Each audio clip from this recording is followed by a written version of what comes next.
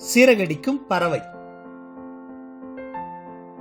இதுவரை எல்லாருமே முட்டையில வர்ற பறவை தானே பார்த்திருப்பீங்க.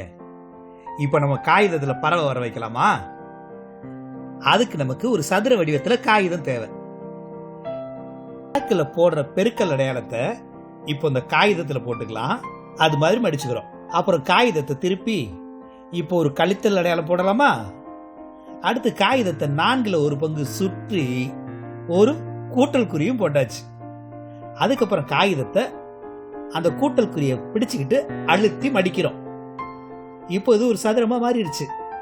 இது முதல்ல நாம எடுத்த சதுர வடிவ காகிதத்துல 1/4 பங்கு அளவு இருக்கு.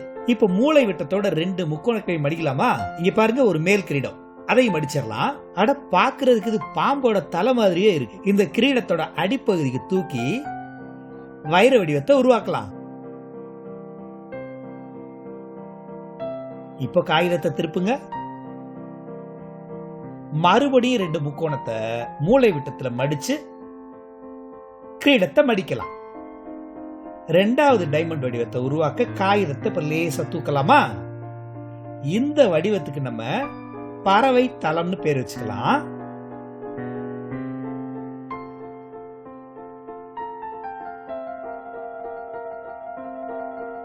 கீழ இருக்கிற 2 முனைகளும் இணையாம இருக்கு.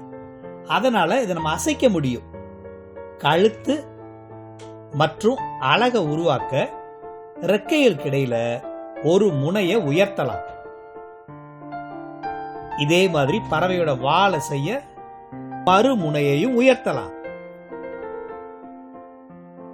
பறவைக்கு கண் இல்லையே, ஒரு கருப்பு புள்ளி வச்சு கண்ணையும் கொடுத்துடலாம். இப்போ ஒரு கையால கழுத்தை பிடிச்சுக்கிட்டு அதை வாழை பிடிச்சு இழுக்கிறப்போ அட, இந்த காகித பறவை பறக்குதுப்பா.